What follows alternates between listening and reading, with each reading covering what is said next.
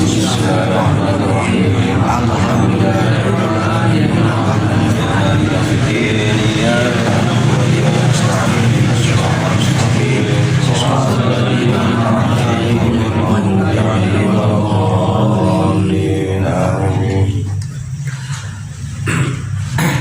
Bismillahirrahmanirrahim. Qala al-musannif as-sayyid Abdullah bin Umar bin Yahya al-Hadrami rahimahullah ta'ala wa nafa'ana bihi wa bi 'ulumihi fid dharain amin. Wa in kanat min ghairi ma ghasalaha marratan wahidatan. Wa in kanat lan lamun ana apa najasa min ghairi ma iku saking liyane kaleb lan khinzir. Ghasala mongko basuh sapa wong ha ing najasa marrotan wahidatan kelawan saat balan. Marrotan kelawan ambalan wahidatan kang siji. Wayajibu lan wajib sobbul ma'i apa ngesoaken banyu, ngucuraken banyu alal mutanajjisi ing atase barang panggonan kang kena najis. Ida kanal ma'u nalika ana apa al ma'u banyune dunal kullataini iku kurang saking rata. Fa'in udkhila mongko lamun den leboaken al mutanajjisu apa barang kang kena najis fihi ing dalem alma lam yaghur mongko ora suci apa mutanajjis watanajjasa lan dadi najis alma'u apa banyune wa mulaqihi lan barang kang nempel banyu. Menjelaskan masih yang kemarin, yaitu apabila najisnya itu selain najisnya anjing dan babi, itu cara pembasuhannya cukup dibasuh 1 kali, tapi dengan catatan langsung hilang najisnya. Kalau masih ada najisnya ya tidak cukup 1 kali. Artinya intinya adalah tidak se-ekstrim najisnya anjing dan babi. Kan kalau najisnya anjing dan babi cara pembasuhannya kemarin sudah dijelaskan, yaitu dibasuh 7 kali, salah satunya dicampur dengan debu yang suci.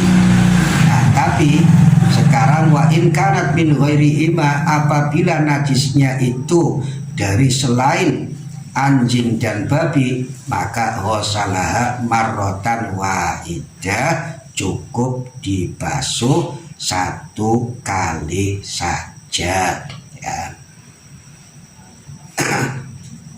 Cuma itu tadi, yaitu dengan catatan memang benar-benar bisa menghilangkan najisnya tadi.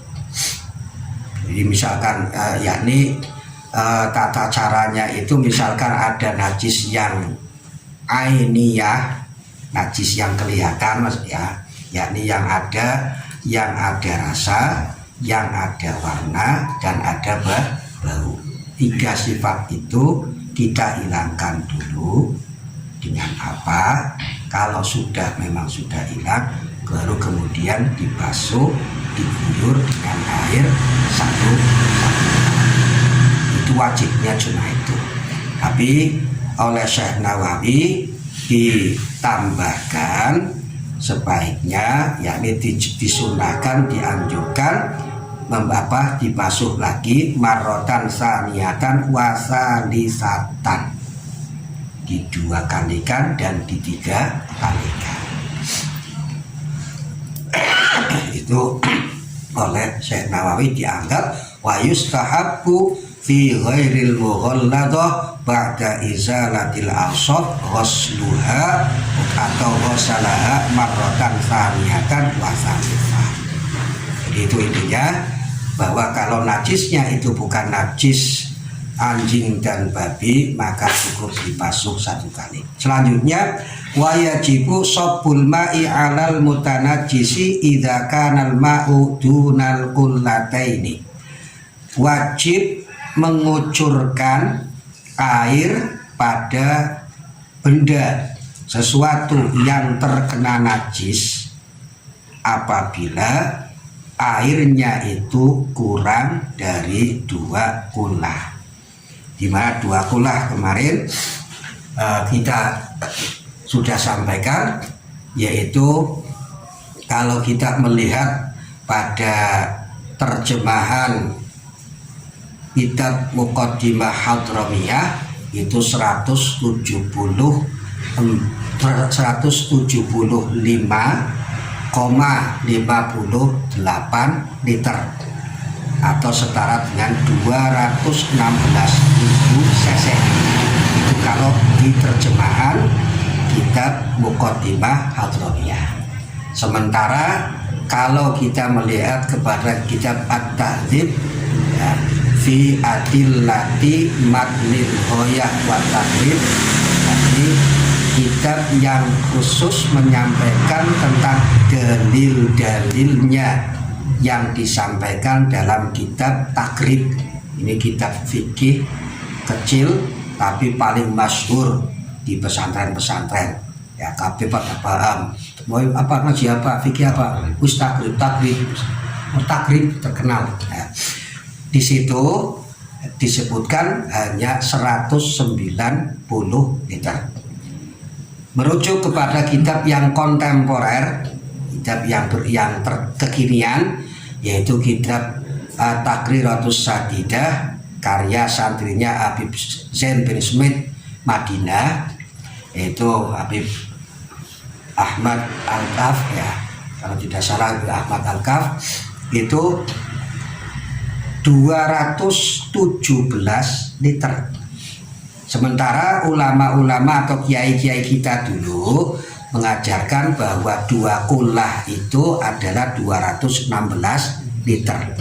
Yang lebih ya, sing luwih 10 ngerti. Jadi wis ngaji gemian-gemian kowe kiai-kiai kita ya, Tegal khususon bahkan ya nasional lah, itu 216 liter. Kalau misalkan wadahnya blik, yaitu blik 10, atasnya tutupnya dibuang kabeh, terus diisi kepok dulu 10 blik. Itu kalau dicampur jadi 1 itu namanya 2 kullah.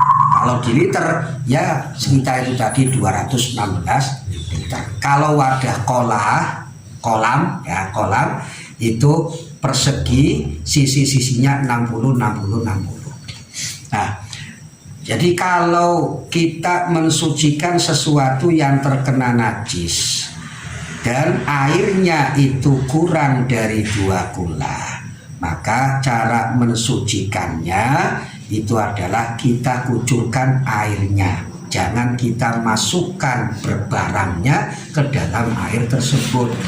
Satu contoh, misalkan kita mencuci piring yang terkena najis atau baju yang terkena najis, air kita itu hanya 1 bak, terus kita masukkan ke situ, otomatis airnya ya jadi najis, terus pakaian jadi najis, pakaiannya, piringnya yang kita sucikan tidak menjadi suci, malah beberapa misalkan ya kita ucap-ucap nganggo pakaian ucap-ucap nganggo sarungnya sarung nembe cukup nang lemari ya, kecipretan ya sarungnya berarti dengan cipretan najis ya.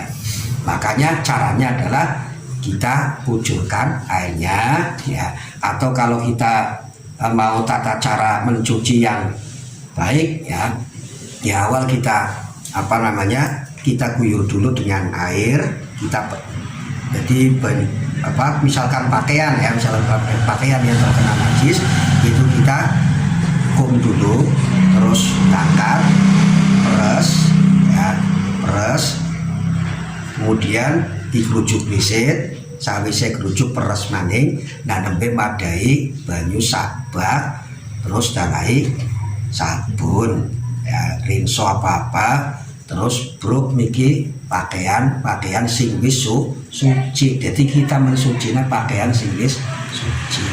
Atau kalau misalkan kita panucek-ucek nganggo apa nyipret maring nganggo ora masalah. Cuma kan biasanya lat-latan kayak gue. Pokoknya ya apa mending dhuwur sewu wong wadon, bocah cilik, anak cilik mencret pisang masa pelatihan kayak gue. Jadi sebenarnya bro cuma kita perlu sebagai suami perlu mengawasi ketika istri kita itu males untuk mengrujuk ya, maka kita nasihati jangan biarkan anak kita itu memakai pakaian yang statusnya masih mutanajis. Sebab ketika anak itu dari kecil dibiasakan memakai pakaian yang terkena najis, artinya katone disuci, dikumbah, tapi hukumnya durung suci, maka itu secara abstrak ya, secara abstrak akan mempengaruhi mental sekali. Jangan dianggap sepele. Tahu bocah iki yang ora butuh pakaian suci, bocah tetap butuh pakaian suci, bikin go endah mentalnya bersih ya. Nah, jadi cara mensucikan benda yang terkena najis itu tadi tidak airnya harus dirujukkan. Fa'in udkhila, kalau dimasukkan yang terkena najis itu maka lam yadhur, tidak menjadi suci, bahkan airnya menjadi najis dan tempatnya juga menjadi najis. Paham ya? Wallahu a'lam bishawab. Al-Fatihah.